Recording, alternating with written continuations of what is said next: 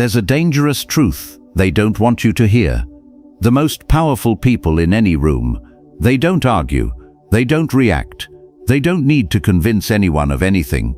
They outmaneuver you with a glance, a pause, a decision you didn't see coming, and by the time you realize it, they're already 10 steps ahead. You've already lost. And this week, maybe without even knowing it, you were outsmarted by someone who didn't earn it. Someone who wasn't wiser, or stronger, or more grounded, just quieter, more composed, more calculating. And this is where it gets real. You think outsmarting others means playing dirty.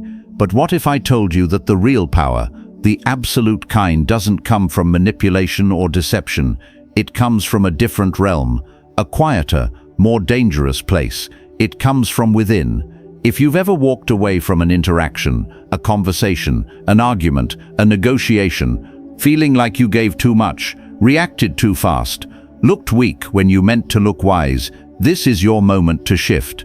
If anything I say in the next minutes challenges you, or feels like something the world didn't want you to hear, do one thing for yourself. Like, share, subscribe. Not for me, but because when you do, you help build something different. A community where we don't raise our voices to be heard, we raise our minds to be unshakable. This isn't a list of psychological tricks. This isn't about outwitting people with schemes. This is about true power, stoic power, the kind that makes you untouchable, because no one can pull you into their chaos anymore. And if you're ready to outsmart without ever having to manipulate, to win without needing to fight, then listen closely, because the first rule is the most difficult to learn, and the one they pray you never do. Rule 1, master your reactions or be controlled forever. There's a hidden contest happening around you, one you didn't sign up for, but you're being judged in every interaction. People aren't just listening to your words, they're studying your posture, your tone, your eyes. They're looking for one thing, a reaction. Because if they can get it, if they can make you raise your voice, defend yourself, take offense, then they've already won. The first rule of absolute power is this: master your reactions, or you will be controlled forever. Centuries ago, during the Roman Republic, a respected Stoic general, quiet, feared, and deeply principled, was publicly accused of treason.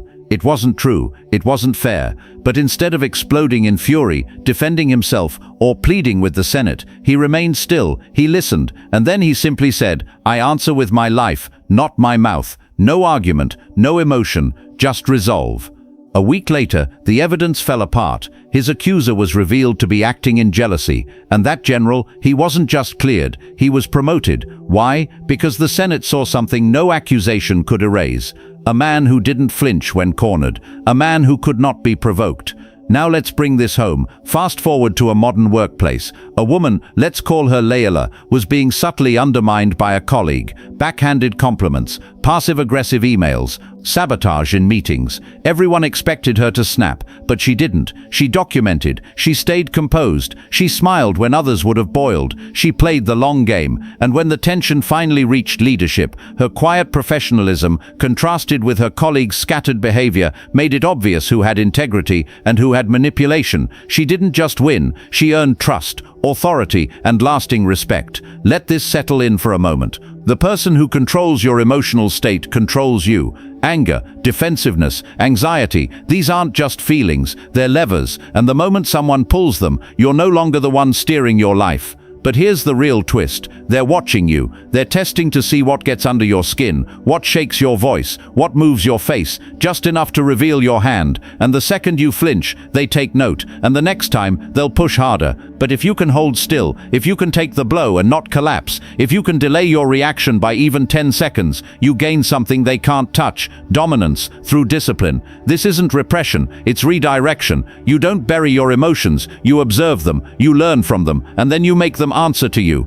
Power is quiet. The strongest move often looks like no move at all. So here's the challenge. When was the last time someone provoked you and you regret how you reacted? Think about it. Was it worth it? Or did you give away your strength just to feel temporarily righteous? Let's talk real self-control. Drop your story in the comments. Let's not pretend we've mastered this, but let's at least train it together. Because if you want to outsmart anyone, you don't need sharper words. You need a stiller mind. And that is where power begins. Rule 2. Use silence as a weapon. Words are loud, but real power walks in silence, not because it lacks something to say, but because it knows when saying nothing says everything. Let silence be your shield and your sword. In the Roman court, under the erratic rule of Emperor Nero, there was one man Nero couldn't easily manipulate: Seneca, philosopher, statesman, Stoic. Nero, desperate to test his grip over the Senate, once baited Seneca publicly with a veiled accusation that Seneca had grown too wealthy, too influential for a philosopher.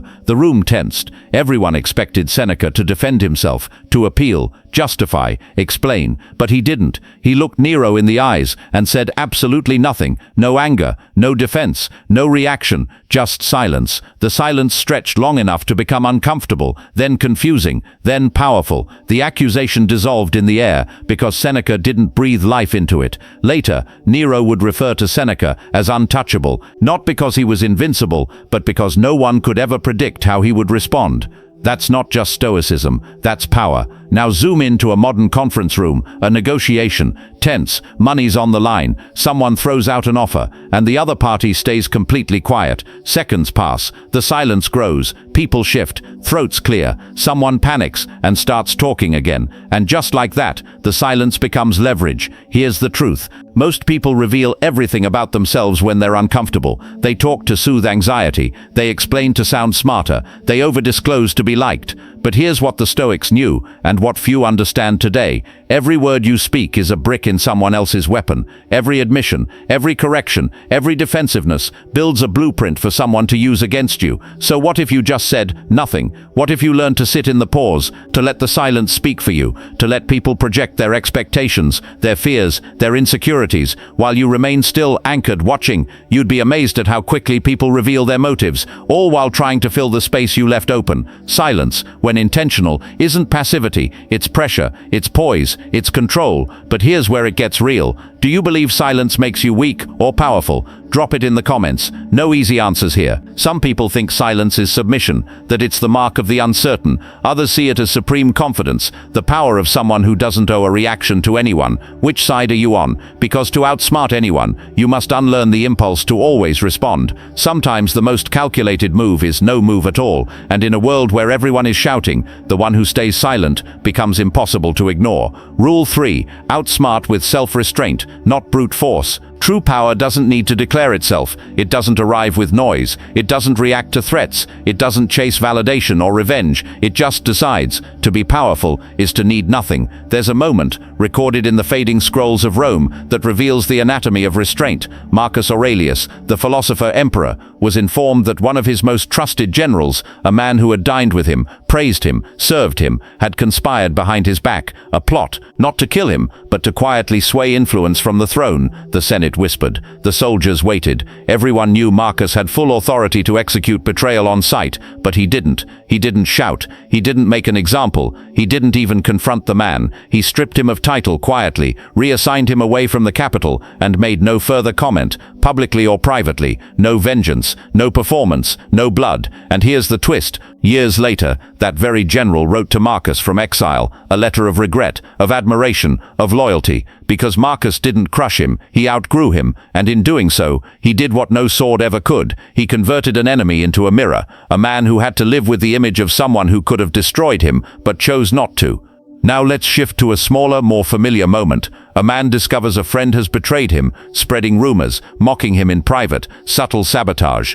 The old version of him wants to confront, expose, hurt back, get even, but he pauses, and instead, he distances, he protects his space, he invests in people who respect his presence. No confrontation, no campaign. Months pass, and the same people who once joined the mockery begin gravitating toward his composure, because something strange happens when you don't retaliate. You become dangerous in a way they didn't expect. You see, restraint is psychological intimidation. The one who can but doesn't is the one everyone watches more closely. Anyone can lash out, anyone can retaliate, but to hold still, to choose silence when you're justified in rage, that breaks the pattern of what people expect, and that's how you outsmart them. Here's where you come in. Would you rather be feared or respected? Because Stoics made their choice. They chose to be remembered not for what they destroyed, but for what they could have destroyed and didn't. Now reflect, what's one moment in your life where you chose restraint, and it paid off in ways you didn't see coming? Share it below, not to boast, but to remind someone else watching that strength and reaction are not the same thing. Outsmarting others begins with outgrowing the need to win loud, because some victories are only visible in silence, and some power only rises when you let go of needing it. Rule 4. Master the art of strategic ignorance. You don't need to react to everything you notice. That simple sentence has outlasted empires, because it holds the secret to moving through chaos without being swallowed by it.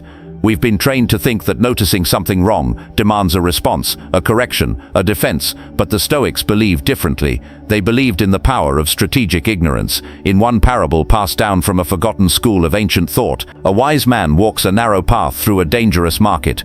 Two men, jealous of his growing reputation, set a trap, a hidden pit concealed by leaves and dust. But the wise man sees it. He slows, shifts his gaze, and walks a different route, never acknowledging the trap, never giving it the dignity of a reaction. The jealous men watch in confusion, and when asked later why he didn't expose them, he replied, "To expose them would be to admit they had influence over my steps. Better to act as if their schemes were beneath notice. That is power." See, here's the psychological truth. Most bait only works when you reach for it. Insults, slander, backhanded gestures, most of it isn't meant to destroy you. It's designed to pull you into the mud, to shrink you down to the same frequency of noise that the other person is already drowning in. But when you don't bite, when you see it and step aside without a word, you remove the only thing your enemy needed to feel powerful, your participation. Let's zoom out. Look at social media. Someone posts an unpopular opinion, a poorly thought-out attack, a shallow attempt at baiting outrage, and the world erupts. Rage, dueling comments, exposés, videos made about videos. Meanwhile, the actual architects of these provocations, they sit back and feed on the attention. They win, not by being right, but by making you reactive. But imagine if enough people chose silence, scroll past, say nothing, move on. Suddenly, the bait spoils, the echo dies, and the source shrinks under the weight of its own irrelevance. That's what Stoics practiced, long before the digital age. Strategic ignorance, because ignoring isn't weakness, it's control. What if the strongest move isn't a move at all? What if true dominance is simply this: you saw it, you understood it, and you chose not to let it own your time, your energy, or your mind. Let others obsess. Let them spiral into debates over shadows. You walk past the trap because you know who laid it, and more importantly, you know what they wanted from you. Now reflect. What's the last thing you chose to ignore that others obsessed over? Think about the peace you preserved, the energy you redirected, the conflict that never escalated. Drop it in the comments. And if you haven't had that moment yet, let this be the first one, because outsmarting others isn't about fighting harder. It's about learning which battles were never worth entering in the first place. Rule 5. Emotional detachment is the Stoic superpower. They want your reaction. They want your panic. They want the smallest twitch of your face to tell them where to aim next. But what if you gave them nothing? What if you stood there present, awake, grounded, and their chaos never reached you? That is emotional detachment. And in Stoicism, it's not a coping mechanism, it's a weapon. Seneca once wrote, "You suffer more in imagination than in reality." The storms that ruin our clarity, the enemies we build out of glances and words, most of them live not outside us, but in the untrained mind. Centuries before psychology put a name to emotional intelligence, the Stoics already understood the battlefield was internal, and Epictetus, once a slave, proved it through pain. It's said that during his early years, his cruel master twisted his leg during punishment. Epictetus warned calmly, "If you continue, you'll break it." The twisting continued, and then a snap, but Epictetus didn't scream, didn't rage, didn't even cry. He looked at his leg and said, "I told you." That moment echoes down the corridors of history, not because he was numb, but because he understood one thing with surgical clarity. They can break your bones, but they can't reach your mind without your permission. That's detachment, not apathy, not coldness, but sovereignty. Here's what modern psychology adds to the Stoic equation. When you detach emotionally from what you can't control, you amplify your performance, sharpen your perception, and free your mind to respond with precision, not panic. Because in war, the calmest soldier sees the most clearly. Now, how do you build it? 1. Emotional journaling. Not a diary, a log. Record what triggered you, what you felt, what you thought you needed, and what it all actually meant. Over time, patterns emerge, and when you can see your patterns, you no longer have to become them. 2. Mental rehearsal. Before the confrontation, the meeting, the call, visualize the worst. Picture the disrespect, the judgment, the loss, and then see yourself choosing stillness. Prepared minds don't panic, they perform. 3. Framing. Change how you describe the event to yourself. Not "he humiliated me," but "he revealed his insecurity." Not "I lost control," but "I learned where I'm still vulnerable." That's reframing. That's command. And here's the most unnerving tactic of all. They can't win a war if you refuse to show up to the battlefield. If they want chaos, and you give them calm, if they want drama, and you give them distance, they lose, and they know it. Now I want to ask you something, and I want your honest answer in the comments. Is emotional detachment strength, or is it avoidance? Because not everyone agrees. Some say it's how you stay in power.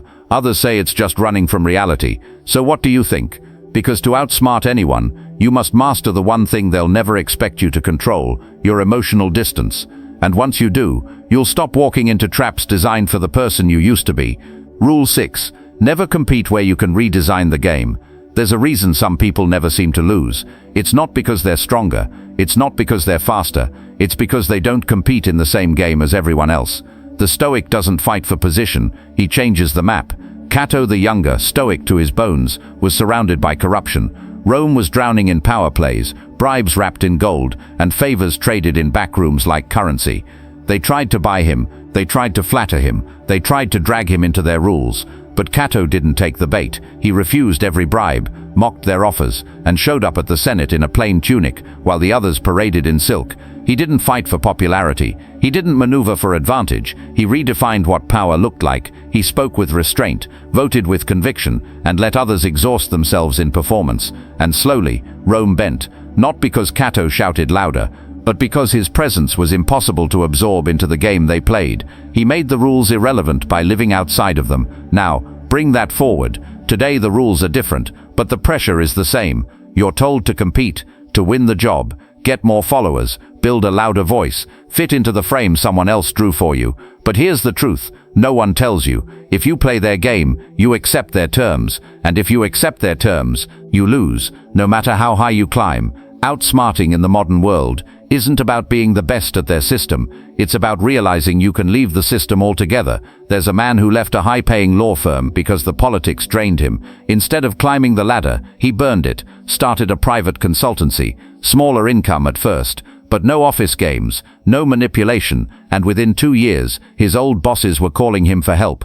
Because when you choose the field, you set the rules, and when you set the rules, you control the outcome. But that choice takes clarity and courage, because stepping off the battlefield means giving up the illusion that you could have won it. But here's the question that cuts deep. Why fight for the throne when you can build your own kingdom? Let that question sit in your chest, not just as a strategy, but as a philosophy. Where in your life have you been trying to win something that was never worth the price of admission? Drop it in the comments. What's one area of your life where you're done playing their game? Because if you want absolute power, not the kind that wavers with trends or approval, you have to design a life that isn't built on comparison. A Stoic doesn't need the crown. He walks through the crowd as if he already owns the land. Power isn't always loud, and being the smartest in the room doesn't mean speaking the most. It means understanding what most people overlook, that real power begins internally. Let's look back, not at rules but at 6 inner powers that redefine how you move through the world. Reaction control, because the one who controls your emotions controls you. Strategic silence, because your words should be a tool, not a reflex. Restraint, because what you choose not to do says more than any retaliation ever could. Selective attention, because not everything deserves your energy. Emotional distance, because the mind is your fortress, not a playground for chaos. Redefining victory, because when you build your own path, there's no one left to compete with. These aren't tactics, they're disciplines, and once they're practiced, they change how you move, how you're perceived, and how others respond to you, without you having to chase respect. It's not about becoming cold, it's about becoming precise, deliberate, undistracted. To outsmart the world, master yourself. To win in silence, lead without needing noise. So if this video gave you even one insight, one moment where you paused and thought, this is what I've been missing, then don't keep that moment to yourself. Like, share, comment below, subscribe, not for views, but because when you do, this movement grows, this philosophy spreads, and more people step out of chaos and into control. This is a space for thinkers, for the composed, for those who'd rather dominate their own minds than try to control everyone else's. So join us, one stoic mind at a time,